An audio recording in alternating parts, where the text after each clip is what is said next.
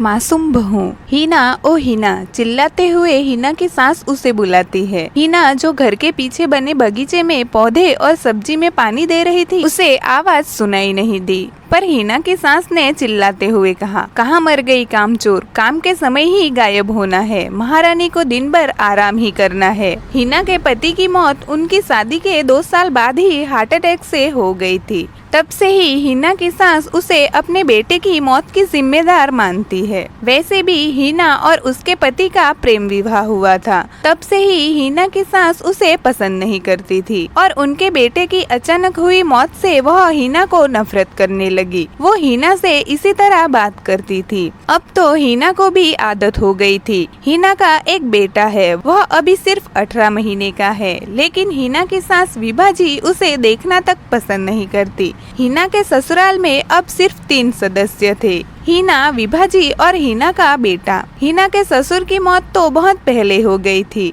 तब से विभा जी और उनका बेटा ही रहते थे। विभा जी की एक बेटी भी है जिसकी शादी हो गई है, वह कभी कभी ही आती थी। इसीलिए हिना विभा जी के ताने सहते हुए उन्हीं के साथ रह रही थी, क्योंकि अगर हिना भी चली गई तो विभा जी अकेली रह जाएंगी। जब हिना की ननद और उनके बच्चे घर आते तभी विभा जी हिना से थोड़ा कम लड़ती झगड़ती थी। हिना की सास अभी चिल्ला ही रही होती है कि इतने में हिना घर के अंदर आती है। हिना विभा जी को देख पूछती है, क्या हुआ माँ? उसका सवाल सुन विभा जी गुस्से से चिल्लाते हुए कहती है, कहाँ मर गई थी? इतनी देर से चिल्ला रही हूँ, सुनाई नहीं दे रहा था? हिना ने धीरे से कहा, माँ वो पीछे पौधों में पानी दे रही थी। इतने में ही उसकी बात काटते हुए विभा जी बोली, ठीक है, आज अपनी मीरा आने वाली है तो खाना बना दे और अच्छे से बनाना और घर भी साफ कर दो, साथ में दामाद जी भी आ रहे हैं। इतना कहकर विभा जी घर से बाहर निकल गई।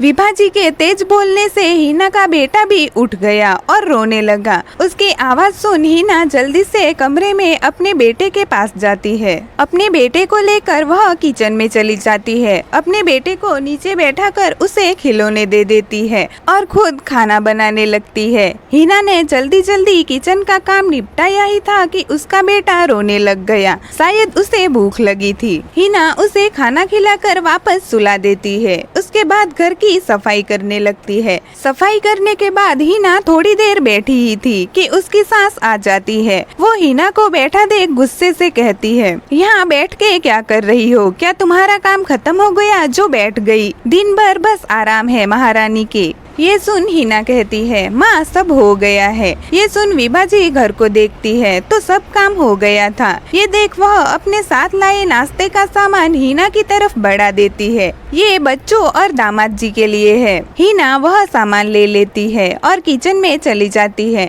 सारा नाश्ता निकाल के रख देती है। इतने में उसकी ननद अपने पति और बच्चों के साथ आ जाती है। विभा जी तो बहुत खुश हो जाती है। वह अपनी बेटी के गले लग रोने लगती है। वह अपनी बेटी को देख भावुक हो जाती है। विभा जी सबको बैठाती है। इतने में हिना सबके लिए पानी लेकर आती है। फिर थोड़ी देर बाद चाय और नाश्ता जो उसकी सास लेकर आई थी वह सबको देती है। फिर वापस किचन में चली जाती है खाने की व्यवस्था करने के लिए। मीरा के बच्चे भी हिना के आगे पीछे मामी मामी कहते हुए घूम रहे थे। मीरा के आने से हिना और उसके बेटे का भी मन लगने लगा था। एक दिन मीरा और हिना किचन में काम कर रहे थे। तब मीरा हिना से कहती है, भाभी आप कुछ दिन मायके क्यों नहीं हो आती? अभी मैं कुछ दिन और रुकूंगी यहाँ। हिना को ये बात ठीक लगती है, वह भी मान जाती है। दूसरे दिन वह विभा जी को बताती है कि वह मायके जाना चाहती है। विभा जी को भी इससे कोई परेशानी नहीं थी। वह कहती है, अच्छा है, कुछ दिन तो शांति से रहूंगी। ये सुन हिना कुछ नहीं कहती और अपने मायके चली जाती है। कुछ दिन तक सब ठीक था। मीरा और विभा जी भी एक दूसरे के साथ खुश थे, लेकिन 2-3 दिनों से विभा जी की तबीयत ठीक नहीं थी। और एक दिन मीरा की सास का फोन आता है कि वह लोग हरिद्वार घूमने जाने वाले हैं, तो वह भी उनके साथ चले। मीरा जाने के लिए तैयार हो जाती है, बिना ये सोचे कि उसकी माँ बीमार है। विभा जी भी उसे नहीं रोकती। विभा जी अब अकेली रहती थी तो वह दिन ब दिन ज्यादा बीमार होने लगी। वह अब काम भी नहीं कर सकती थी। तभी उन्हें अपनी बहू हिना की याद आती है। वो तुरंत फोन कर हिना को बुला लेती है। उन दिनों हिना विभा जी का बहुत ध्यान रखती है। धीरे धीरे विभा जी ठीक होने लगी। एक दिन हिना अपना काम कर रही थी, तभी उसका बेटा उठ गया और रोने लगा। उसकी आवाज सुन हिना जल्दी से कमरे में आती है, लेकिन वह देखती है विभा जी ने उसके बेटे को गोद में उठा रखा था और वह उसे दुलार रही थी, जिसे बच्चा भी चुप हो जाता है। विभा जी जब देखती है कि हिना आ गई है तो वह उससे कहती है, बहू मुझे माफ कर दो, मेरे बेटे के जाने के बाद मैंने तुम्हारे साथ बहुत बुरा व्यवहार किया, लेकिन तुमने कभी उल्टा जवाब नहीं दिया, और जब मैं बीमार थी तभी एक फोन में तुम यहाँ आ गई, जबकि मेरी खुद की बेटी मुझे अकेला छोड़ के चली गई। आज से तुम ही मेरी बेटी हो, क्या तुम अपनी माँ को माफ कर दोगी? हिना भी उनको माफ कर देती है। अब विभा जी और हिना माँ बेटी की तरह रहते हैं। विभा जी भी अब हिना और अपने पोते का बहुत ख्याल रखती है।